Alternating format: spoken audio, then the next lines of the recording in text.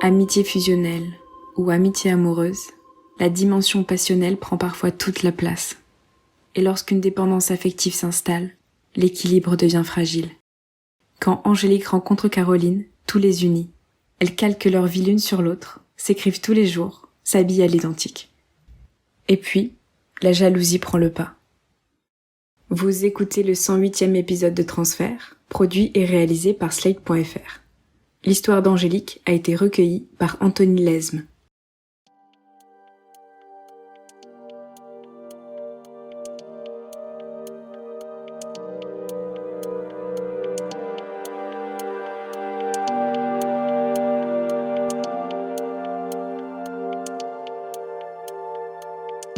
Mon amitié avec Caroline commence en 2005. Je passe beaucoup de temps sur internet, je m'ennuie beaucoup et donc j'écris des fanfictions sur mon grand sujet de prédilection de l'époque qui est Harry Potter. J'écris une histoire qui est un peu glauque, un peu déprimante, je fais vivre des choses assez douloureuses aux personnages et je reçois beaucoup de reviews de gens qui parlent de mon histoire. La plupart me disent que c'est assez affreux ce que j'écris et le message de Caroline me saute tout de suite aux yeux parce que c'est un message qui dit que ce que je fais est très beau et que j'ai le courage de parler de choses dont on ne veut pas forcément parler à notre époque. Et c'est comme ça que du coup on commence à s'écrire.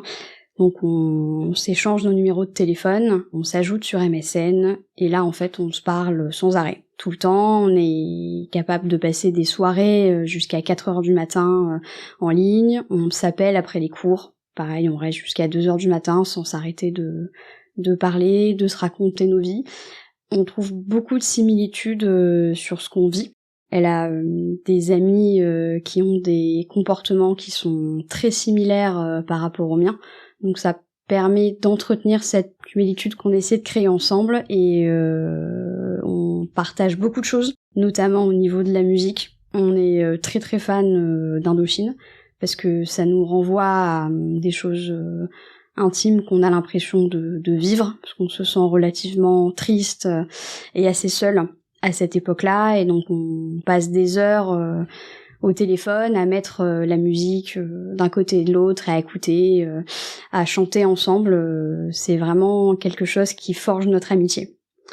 Et on est vraiment similaires sur beaucoup de choses. Du moins, on a l'impression de l'être sur notre vision de la vie, sur ce qu'on attend des gens, sur ce côté émotionnel où on a vraiment l'impression de pas être comprise par les autres, ce sentiment d'avoir aussi un peu été rejeté, et c'est vraiment là-dessus qu'on va forger en fait notre amitié, sur un peu cette souffrance commune qu'on a.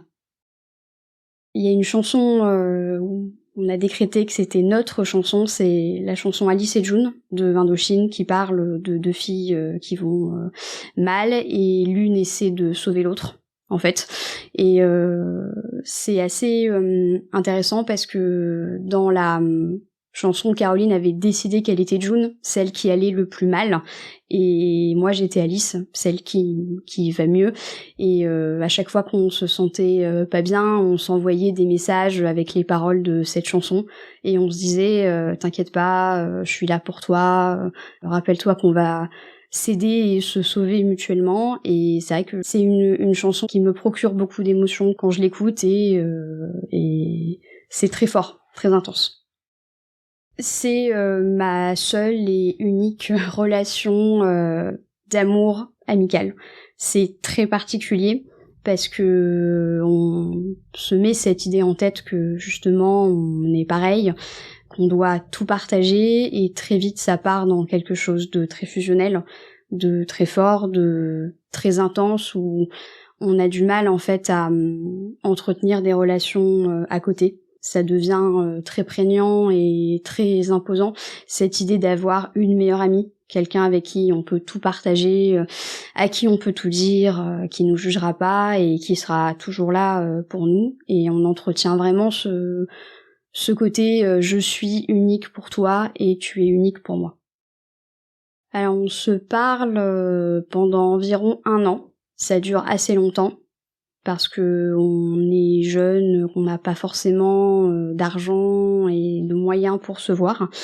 Et à un moment, on décide de se rencontrer et les vacances d'été arrivent. Donc là, c'est le moment pour moi de monter à Paris et d'aller la voir. Je connais pas du tout Paris, j'y ai jamais mis les pieds et c'est vrai que ça m'attire d'aller dans une ville qui est très grande pour rencontrer cette fille avec qui j'ai l'impression de partager tellement de choses. Elle vient me chercher sur le quai de la gare. Il fait très chaud. Je dégouline, je me souviens que je sais que j'ai très soif et j'ai très envie de boire et elle est en retard. Et elle finit par arriver et là je la vois et j'ai cette espèce de coup au cœur. Vraiment, c'est assez impressionnant là ce que je ressens parce que je me dis enfin, ça y est, on se voit et on saute immédiatement dans les bras l'une de l'autre. Et on se fait un gros câlin qui dure pendant 5 minutes. On se parle pas les 5 premières minutes jusqu'à ce qu'elle me dise je suis vraiment contente que tu sois là. Et voilà, c'était le premier moment fort physiquement qu'on partage.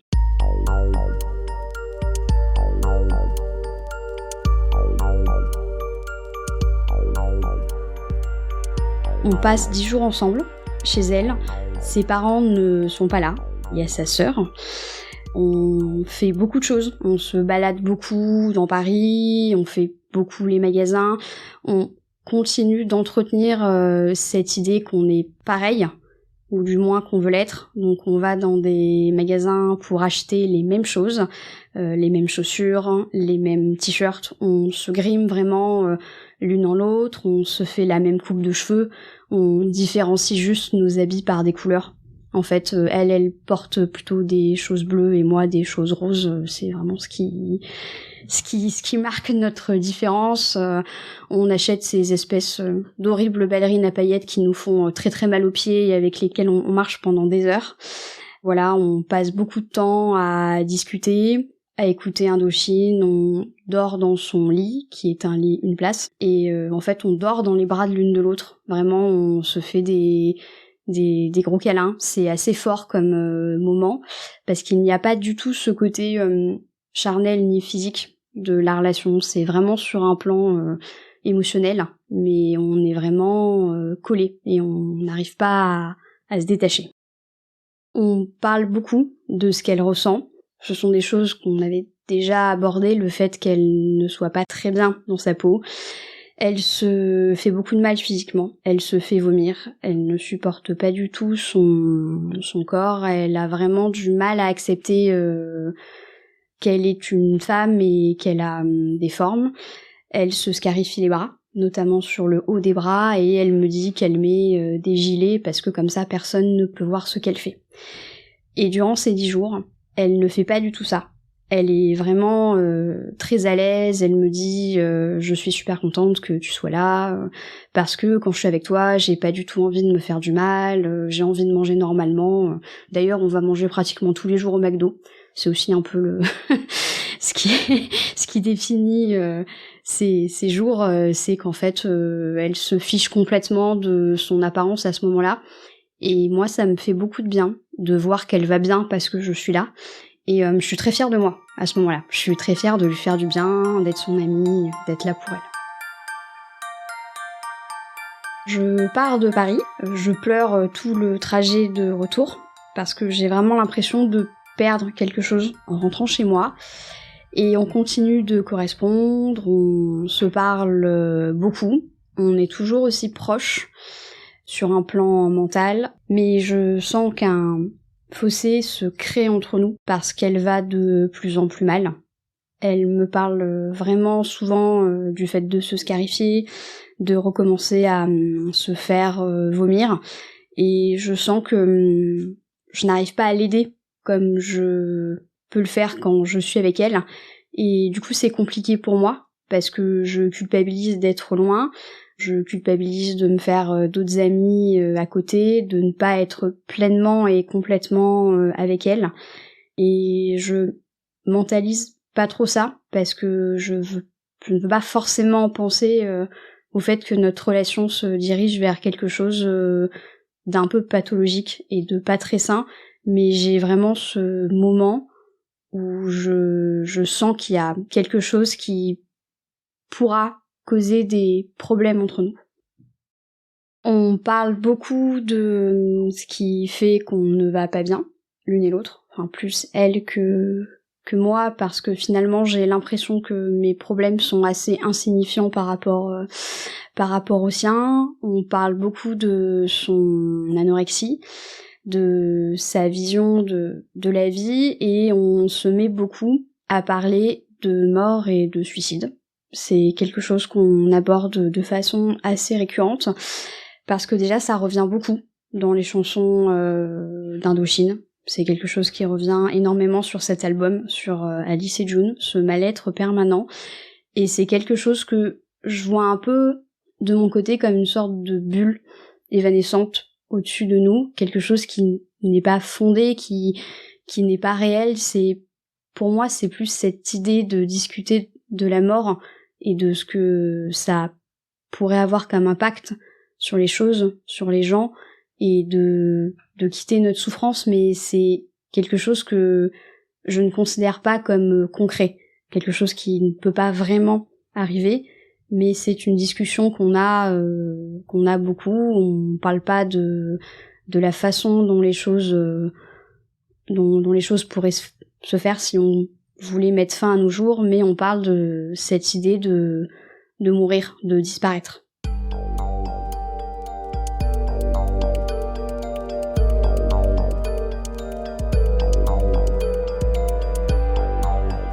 L'été d'après, on décide de passer nos vacances ensemble, plus longtemps que la fois précédente, parce qu'on a un peu plus de temps. Je prévois d'aller la voir à Paris, et elle doit revenir avec moi dans le sud, après, pour passer encore une dizaine de jours. Quand j'arrive et qu'on commence à passer nos premières journées ensemble, ça ne se passe pas très bien. C'est assez étrange parce qu'il y a beaucoup de tensions entre nous. Je sens qu'elle m'en veut sur pas mal de choses, et notamment le fait qu'on passe beaucoup de temps avec les amis de sa sœur, que je me sois un peu rapprochée d'eux. Elle me dit sans arrêt, en fait, au final, tu ne viens pas que pour moi, ce n'est plus moi ta référence. Et elle me fait assez culpabiliser par rapport à ça. Et de mon côté, j'ai du mal à supporter sa façon de se comporter, notamment par rapport à son anorexie. Je lui fais beaucoup de réflexions dessus parce que ça me pèse, que c'est quelque chose qu'elle n'arrive pas à me cacher à ce moment-là. Donc on ne mange plus au McDo, on mange différemment, et ça me met mal à l'aise en fait de devoir faire des concessions là-dessus, et je ne me rends pas compte que ce que je lui dis en fait est blessant. C'est quelque chose que je n'arrive pas à analyser parce que je suis prise dans mon truc à moi de me dire ce qu'elle me fait vivre là, ce n'est pas juste. Et donc cet été est très compliqué et ces semaines ne se passent pas bien parce qu'on n'arrive pas à partager de moments où les choses sont simples. On est toujours collés, mais du coup on entretient des relations avec les autres qui sont étranges parce qu'on s'en veut un peu mutuellement d'aller vers les autres. Et mon truc à moi, plus particulièrement qu'à elle, c'est d'être le plus désagréable possible quand on fait une soirée avec ses amis à elle. Je peux pas m'empêcher d'être affreuse, en fait. Et plus elle me le fait remarquer, et plus je suis comme ça. Et on entre dans une sorte de cercle vicieux du reproche et de la culpabilisation totale. Et c'est très néfaste. Elle part avec moi après dans le sud. Les choses ne s'arrangent pas trop. Ça ne s'arrange pas notamment parce que elle flirte avec un ami à moi qui en fait a l'habitude de sortir un peu avec toutes mes copines, ce qui me crée un certain nombre de problèmes. Et je n'ai pas du tout envie à ce moment-là qu'elle ait une aventure avec ce garçon parce que ça ne me plaît pas et que je suis jalouse. Donc je me comporte en petite peste et je lui fais une véritable crise de jalousie en lui disant que je ne trouve pas ça normal qu'elle ait envie de passer du temps avec mon amie et pas avec moi, parce qu'elle est venue pour être avec moi. et qu'elle ne peut pas me reprocher de vouloir passer du temps avec les amis de sa sœur pour me laisser tomber après pour un garçon. Et elle m'en veut beaucoup, je le sais, parce que je le ressens, elle se mure un peu dans le silence à ce moment-là. C'est 2-3 jours avant son départ, et notre relation est très tendue, on se parle pas beaucoup, on ne sort pas, et elle rentre à Paris, et on se quitte sur cette note très négative, où on n'arrive pas à ranger les choses et à communiquer sur ce qui s'est passé pendant ces 3 semaines. Au bout d'une énième dispute, elle me sort cette phrase terrible, que je ressens comme un coup de couteau dans le cœur. Elle me dit, en fait, toi et moi, on n'est pas du tout pareils, on n'a même rien à voir l'une avec l'autre, et je ne veux plus te parler. Et là, elle se déconnecte, et elle me bloque d'MSN, et je reste devant mon ordinateur, vraiment, avec ces mots devant mes yeux qui me font vraiment très très mal. Et quelque part, je me dis que je l'ai bien cherché. Donc c'est un peu étrange ce sentiment que j'ai, parce que je me sens à la fois très triste, mais très soulagée de ce qui vient de se passer. J'essaie de lui parler, j'essaie de lui envoyer des messages, comme elle m'a bloqué sur MSN, je lui envoie des textos, je lui envoie des mails, mais elle ne me répond pas. Et je reçois un message de son copain qui me dit laisse Caroline tranquille, elle ne veut plus te parler. Et donc là je décide de lâcher l'affaire, parce que je vois que ça ne sert à rien d'essayer de lui parler, et je me dis que j'y reviendrai peut-être quelques temps après. Je suis très triste du fait que l'on ne se parle plus, mais le message que son copain m'envoie me disant maintenant il faut que tu la laisses tranquille me fait un peu une douche froide, parce que je me dis ok, elle a vraiment plus envie de me parler, c'est pas juste comme ça. Donc j'accuse le coup pendant un moment, et je préfère pas revenir vers elle, mais comme j'ai ses amis qui me donnent en fait des informations sur elle, je sais plus ou moins où elle en est dans sa vie. C'est vrai que c'est moi qui pose des questions, des fois, en me disant comment va Caroline, qu'est-ce qu'elle fait. Je l'ai sur Facebook, donc je regarde un peu son profil, je regarde ses photos. J'aime bien voir ce qui se passe dans sa vie, et même si c'est pas tout le temps, je sais que j'y pense régulièrement, et à chaque fois que je vais à Paris, à chaque fois que je descends à sa station de métro, parce que les amis de sa sœur habitent pas loin, à chaque fois je pense à elle, et je me dis je vais peut-être la croiser. Bon, ça ne se passe pas, je ne la croise pas, mais j'ai toujours une pensée pour elle à un moment.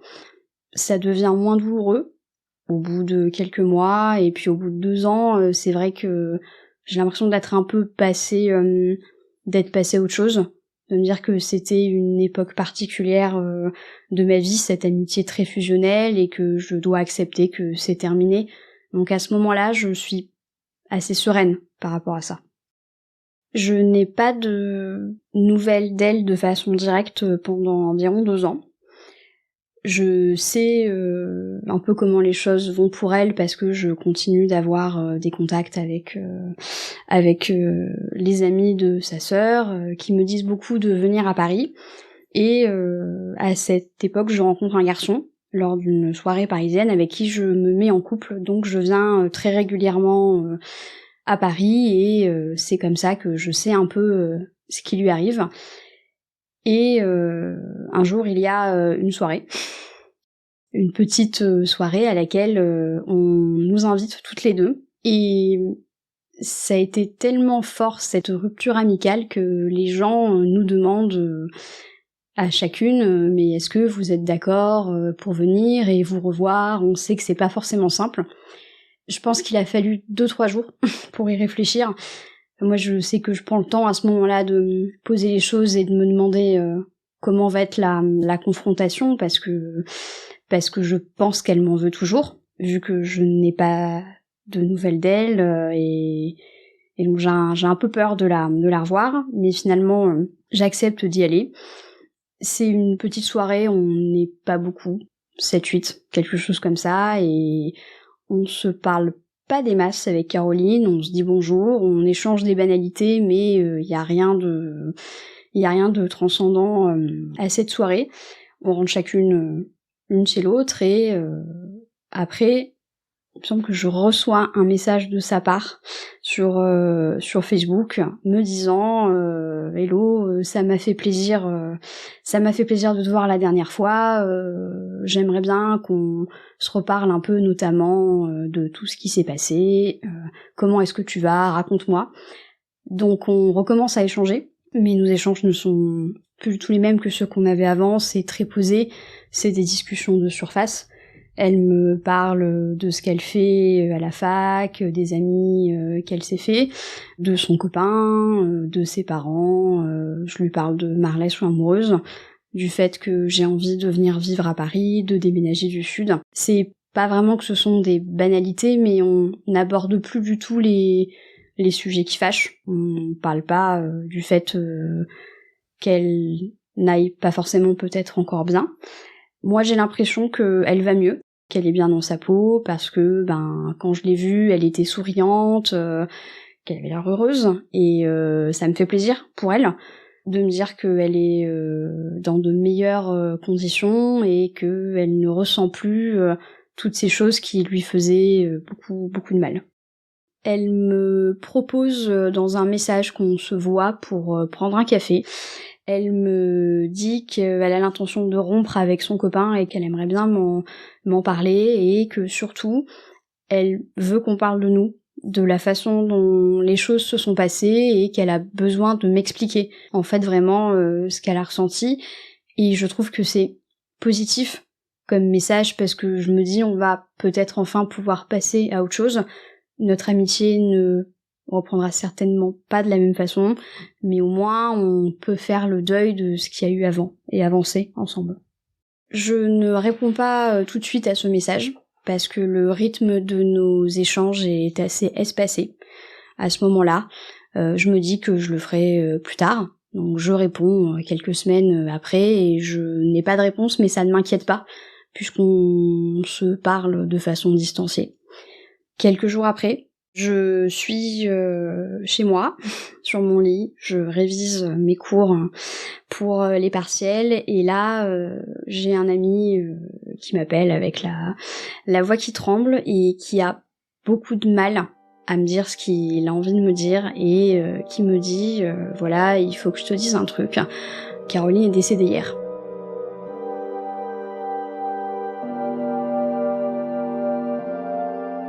C'est très dur pour moi, cette première information à digérer, et la seconde information qu'il me donne, et qui est encore pire, c'est on pense qu'elle s'est suicidée. Là, j'ai vraiment un choc, je raccroche, et en fait, je reste comme ça, assise sur mon lit, pendant 1 heure, je pleure pas, je fais rien, je crois que j'arrive même pas à penser en fait. Parce que, premièrement, on m'annonce que elle est décédée, et deuxièmement, on me parle de suicide. C'est 2 informations qui sont vraiment très compliquées à digérer pour moi. Je sais pas quoi faire avec ça, mais la douleur arrive très vite. Et d'un coup, je commence à vraiment me sentir très mal et très triste. Les choses s'organisent très vite autour. Nos amis communs parlent beaucoup par message de la façon dont les choses doivent se passer. J'ai envie d'aller à son enterrement et je vois qu'on me donne pas trop d'informations à ce sujet. Je sens que c'est quelque chose à éviter, je comprends pas trop pourquoi. Et en fait, je finis par recevoir un message de son copain sur Facebook qui me dit qu'il ne veut pas que je vienne parce que il n'a pas envie que je sois là et que de toute façon Caroline n'aurait pas non plus aimé que je sois là, que je lui ai fait beaucoup de mal et que je n'ai pas ma place. C'est très dur pour moi de lire ça parce que j'ai l'impression qu'on me refuse le fait de pouvoir faire mon deuil, alors que c'est important pour moi et qu'on a été très amis et que j'aimerais pouvoir en fait lui dire au revoir. Et ce message me fait vraiment très très mal. J'essaie de lui expliquer qu'on a repris contact, qu'on discute, qu'on se parle de beaucoup de choses. Bon, je ne lui parle pas du fait qu'elle avait prévu de le quitter, je garde ça pour moi, mais j'essaie de lui expliquer qu'on a recommencé à créer quelque chose, et il veut rien entendre. Il me dit je ne changerai pas d'avis, et la seule chose que je peux t'accorder, c'est si tu veux, tu peux lui écrire une lettre. Donc je lui écris une lettre parce que en fait elle sera incinérée. Donc il me dit que je peux lui écrire quelque chose qui sera brûlé avec elle. Il vient la chercher chez moi avec un ami commun et ça dure 3 minutes, pas plus. Et le moment où je lui tends cette enveloppe, il a un regard qui est vraiment très noir et très froid à mon égard. C'est vraiment quelque chose qui me glace sur le moment parce que ça me fait vraiment culpabiliser de tout ce qui a pu se passer entre nous, de mon comportement, du fait que je ne l'ai pas comprise, que j'ai pas compris qu'elle allait pas bien, et je me sens très mal quand je lui donne cette lettre parce que je sens vraiment toute la rancœur qu'il a envers moi et ça me fait vraiment très mal. J'ai beaucoup de questions qui me viennent en tête parce que j'ai envie de savoir en fait ce qui s'est passé dans sa tête, comment est-ce qu'elle a ressenti les choses, et c'est quelque chose qui me hante en fait pendant très longtemps. Parce que j'ai envie de comprendre, et je mets du temps à réaliser que je ne peux pas comprendre en fait ce qu'elle a vécu et pourquoi elle a fait les choses comme ça. C'est quelque chose qui est très douloureux pendant très longtemps. Je m'en veux beaucoup. Je culpabilise en me disant que je n'ai pas été une bonne amie avec elle et que peut-être si je m'étais mieux comportée, elle serait peut-être pas partie comme ça. Et c'est très difficile pour moi ces moments parce que ça part et ça revient. Il y a des périodes où je n'y pense pas et après d'un coup il y a quelque chose qui va me faire penser à Caroline et je vais me remettre à penser à cette période, à cette époque et notamment à toutes ces discussions sur le suicide qu'on a eues et qui pour moi n'étaient pas réelles, n'étaient pas tangibles, c'était du mal-être adolescent qui ressortait, mais en aucun cas je peux me dire que c'est quelque chose qui était envisageable. Donc ça me tourne beaucoup dans la tête, j'y pense sans arrêt et je ne sais pas quoi faire avec ça. J'essaie d'écrire, j'essaie de parler avec les gens qu'on a en commun, mais c'est difficile de parler de ce sujet parce que certains me disent mais de toute façon on n'a pas vraiment remarqué qu'elle allait pas bien et puis c'est compliqué à gérer ce genre de choses, mais il n'empêche que moi je culpabilise toujours et que c'est une culpabilité que je traîne pendant des années.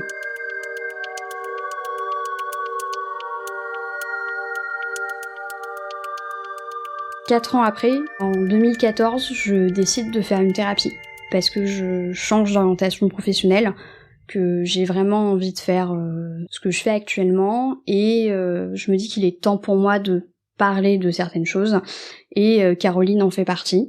C'est pas le point central de mes discussions avec mon psy, mais c'est quelque chose qu'on aborde assez rapidement parce qu'il sent justement que je traîne quelque chose dont je n'ai pas forcément envie de parler et je pleure pendant beaucoup de séances. C'est très très difficile pour moi et je finis par sortir qu'en fait j'ai l'impression qu'elle est partie en ayant la sensation que je l'aimais pas. Et c'est quelque chose pour lequel je m'en veux beaucoup. Et cette thérapie elle est difficile parce que je sors beaucoup de choses sur ma vie d'à côté et ça m'a vraiment aidée à comprendre qu'en fait, je suis pas responsable de ce qui est arrivé. Caroline, elle est pas bien. Et j'ai été là pour elle dans des moments difficiles, mais c'est pas quelque chose que je peux maîtriser, en fait. Cette douleur qu'elle avait, cette chose qu'on a partagée ensemble, c'est pas possible de savoir ce qui allait se passer. Et c'est pas parce qu'on s'est disputé que j'ai plus le droit de l'aimer. Et ça a été vraiment un soulagement de me mettre à penser ça. Et à cette époque-là, son ex-copain, je le revois à quelques soirées. Je suis toujours assez mitigée à son sujet parce que j'ai du mal avec la façon dont il a fait les choses envers moi. Et je sens qu'il a envie de me parler. En fait, je sens qu'il a envie de me dire des choses et il finit par me dire à un moment qu'il est désolé, qu'il aurait pas dû faire ça, mais que sur le coup, il ne savait pas comment réagir. Et voilà, donc j'accepte ses excuses et ça me fait du bien de les entendre, mais je crois qu'il ne réalise pas que ça me fait beaucoup de mal, en fait, de pas avoir pu faire mon deuil et que c'est quelque chose que je vais traîner pendant très longtemps. Cette histoire, elle a vraiment un impact sur mes amitiés, et sur la façon dont je les construis, parce que après ça, je n'ai plus du tout envie d'être fusionnelle de la même façon avec quelqu'un d'autre, parce que j'ai vu ce que ça peut apporter, ça ne crée pas que des bonnes choses. J'ai compris que notre histoire, elle n'a pas été saine sur pas mal de points, et je sais que je fais attention maintenant à la façon dont je peux être proche des gens, même si j'ai toujours cette tendance un peu à étouffer les gens autour de moi. C'est assez symptomatique de ce que j'ai pu vivre avec Caroline, c'est que je passe mon temps à leur dire que je les aime. Et des fois, mes amis, ça les saoule. Ils me le disent très clairement, même s'ils comprennent pourquoi je fais ça. Mais c'est vrai que ça a affecté ma façon de voir les choses et l'amitié de façon générale. C'est le premier décès autour de moi d'une personne que j'aime. Ce qui est assez particulier, c'est que pendant longtemps, j'ai cette peur, avant de connaître Caroline, qui est là, de perdre une des personnes que j'aime. Et c'est quelque chose qui me fait très peur. Et quand ça arrive avec Caroline, je me dis, il va falloir que j'affronte ça. Et c'est vraiment quelque chose de douloureux quand on est aussi jeune, d'apprendre à vivre avec la mort de quelqu'un qu'on aime énormément, de se dire que la personne n'est plus là, qu'on ne peut plus lui parler, qu'on ne peut plus rien partager avec elle. C'est quelque chose qui met du temps à passer. Chez moi, j'ai toujours ce réflexe pendant très longtemps d'aller regarder son profil Facebook comme si elle pouvait publier quelque chose dessus. Je n'arrive pas à l'enlever de mes amis Facebook parce que j'ai l'impression que c'est un peu la supprimer de ma vie et je ne veux pas ça. Je suis très angoissée à l'idée que quelque chose comme ça puisse arriver parce que je ne l'ai pas vu venir et ça me fait beaucoup réfléchir à l'idée et à l'image qu'on renvoie aux autres, en fait, de dire que tout va bien à certaines personnes alors qu'en fait ça ne va pas du tout et qu'on peut tous être touchés par ça, qu'un jour on peut recevoir ce terrible coup de téléphone qui change toute une vie et auquel on ne s'attend pas. Ça fait 10 ans que Caroline est décédée. C'est une date à laquelle j'ai beaucoup pensé, qui m'est revenue en tête durant les mois de confinement. Ça a beaucoup tourné en boucle pour moi. Et je reçois ce message d'un ami commun que je n'ai pas vu depuis un moment qui me dit ça fait 10 ans que Caro est partie, je veux qu'on fasse quelque chose pour elle, là où elle est. Et ses cendres sont dispersées au Père-Lachaise, en fait. Et donc on décide d'y aller à plusieurs avec sa sœur. Je suis partagée sur ce moment parce que d'un côté, j'ai très envie d'aller la voir, et de l'autre côté, je ne sais pas si j'ai envie de partager ça avec ces gens avec qui je n'ai plus beaucoup de liens.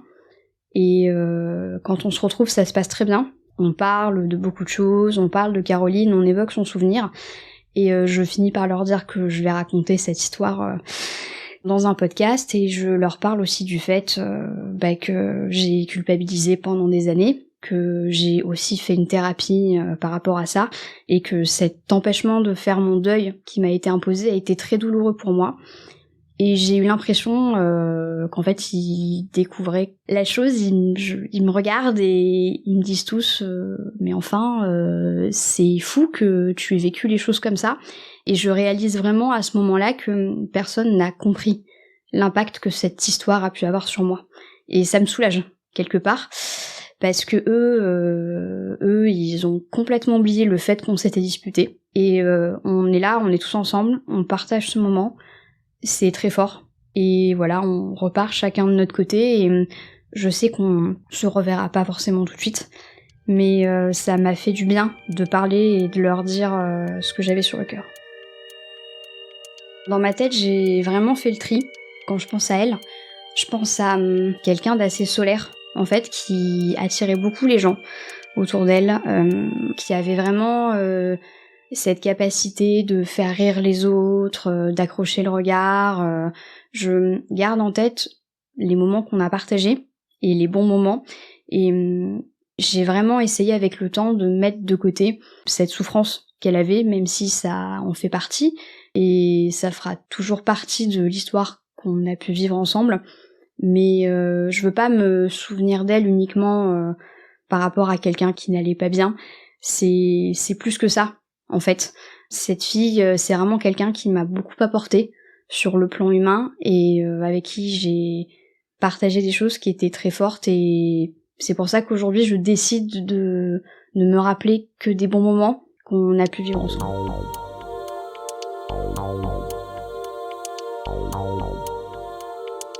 Aujourd'hui, j'ai beaucoup de mal à écouter Indochine. Vraiment, vraiment beaucoup de mal. C'est quelque chose que j'ai mis de côté. Et j'ai mis très longtemps à pouvoir écouter ce groupe et notamment à écouter cette chanson que j'ai réentendue il y a quelques jours. Et ça m'a vraiment fait comme une sorte de trou au cœur. C'était très difficile pour moi parce que forcément ça symbolise une période de ma vie très particulière et ça me fait toujours penser à Caroline et je pense que ça sera toujours comme ça. Et quand je réécoute cette chanson, en fait je me dis qu'au final elle m'a un peu tout dit à travers ce biais. Elle m'a clairement fait passer le message qu'elle voulait être sauvée par quelqu'un et qu'elle n'allait pas bien. Et je me dis que si j'avais peut-être un peu mieux écouté à l'époque, j'aurais pu comprendre ce qui se jouait, mais ça je le vois que maintenant.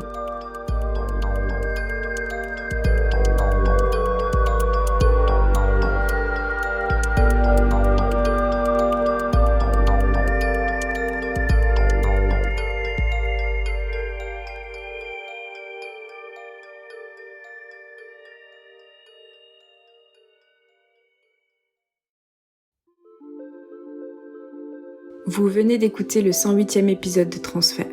Cet épisode est signé Anthony Lesme. Il a été produit et réalisé par Slate.fr, sous la direction de Christophe Caron et Benjamin Septem-Ours, avec Sarah Koskiewicz et Aurélie Rodriguez. La musique a été composée par Arnaud Denzler. Retrouvez l'intégralité des épisodes de Transfert sur Slate.fr ou sur votre application de podcast préférée.